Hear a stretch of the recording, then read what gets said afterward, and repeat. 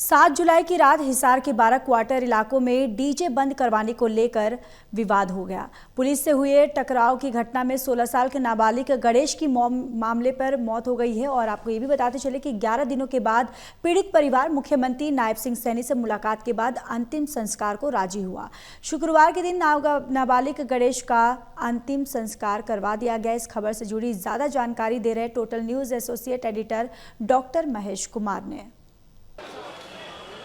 हिसार के 12 क्वार्टर इलाके में 7 जुलाई की देर रात पुलिस और कुछ लोगों के बीच टकराव की घटना सामने आई थी। उसमें 16 वर्षीय गणेश की मौत का मामला सामने आया था। परिवार के लोग लगातार ये आरोप लगा रहे थे कि पुलिस ने धक्का देकर गणेश को मौत के घाट उतार दिया, जबकि पुलिस का पक्ष ये था कि बच निकलने की कोशिश में गणेश की गिरकर मौत हुई है। फिलहाल हरियाणा के मुख्यमंत्री नायब सिंह सैनी से परिवार की तरफ से मुलाकात की गई और 11 दिनों के बाद ये धरना खत्म कर शव के अंतिम संस्कार के लिए परिवार के लोग राजी हुए।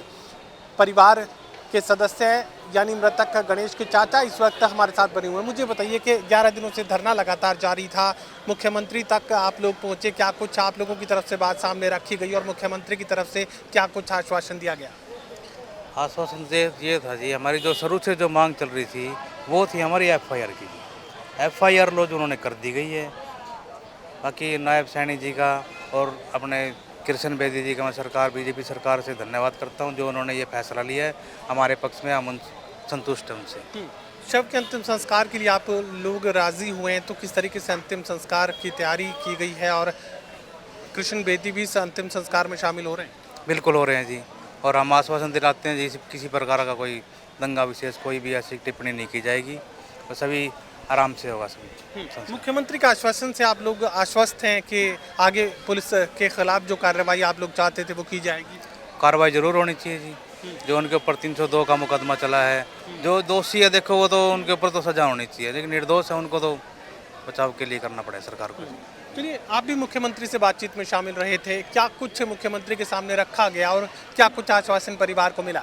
देखिए, शुरू से ही हमारी एक 21 सदस्य कमेटी बनी थी।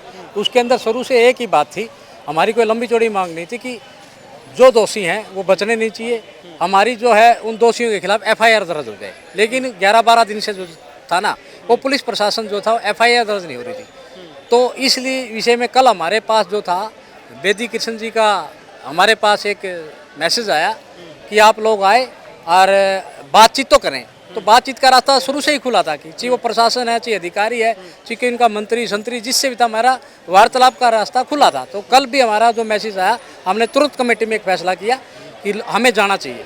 तो कमेटी के फैसले से हमें 5 आदमी को नियुक्त करके वहाँ भेज दिया गया, जिसमें 2 जो मृत जो गणेश है उसके फादर और उनके चाचा जी हमारे साथ थे। और हम जाके कृष्ण बेदी जी से मिले और हमारी कम से कम 3 या 4 बार जो है इस बात के बारे में वार्तालाप चली। 3-4 बार विफल रही, फिर 3-4 बार हमारी हुई।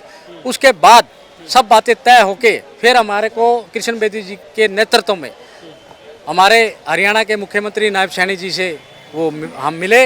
वहाँ भी हमारी काफ़ी 1 घंटा तक इस बात पे चर्चा हुई और उन्होंने बहुत ध्यान से इस बात को सुना और एक-एक तथ्य पर उन्होंने जो फुटेज थी, जो पुलिस ने भी दे रखी थी, कुछ हमारी भी थी, सारी को उसने देखा और एक-एक चीज़ पे उसने ध्यान से देखा और हमने उनको बताया कि भाई ये चीज़ें हैं और ये जो चीज़ आपको पुलिस दिखा रही है, हम नहीं कह रहे कि वो निर्दोष हैं। अगर वो दोषी हैं और वो दोषी हैं उन पर मुकदमा दर्ज करो। हम दोषियों को नहीं बचा रहे, हम सिर्फ उसको बचा रहे हैं जो आदमी निर्दोष हैं। किन धाराओं के तहत पुलिस के खिलाफ ये FIR दर्ज करने की जो हमारी वायदा है, आश्वासन है आप लोगों को दिया गया? वो 302 का था कि जो आदमी हमारा मरा है बच्चा, तो 302 का मुकदमा दर्ज हो। कितने पुलिसकर्मियों के खिलाफ? वो अभी ये नहीं हुआ कि कितने पुलिसकर्मियों पर है, लेकिन पुलिसकर्मियों पर है। वो जांच का विषय है कि उसमें दोषी कौन है, कितने पुलिस कर्मचारी दोषी हैं।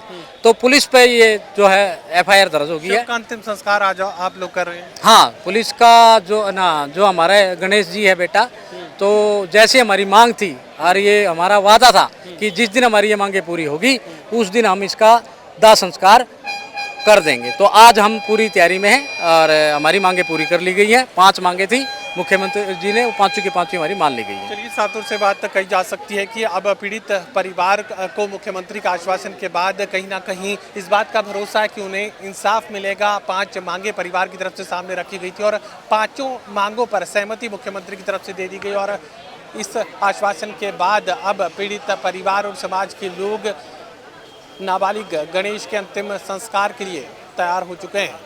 सहयोगी कमल के साथ doctor Mahesh Kumar, total news Hisar.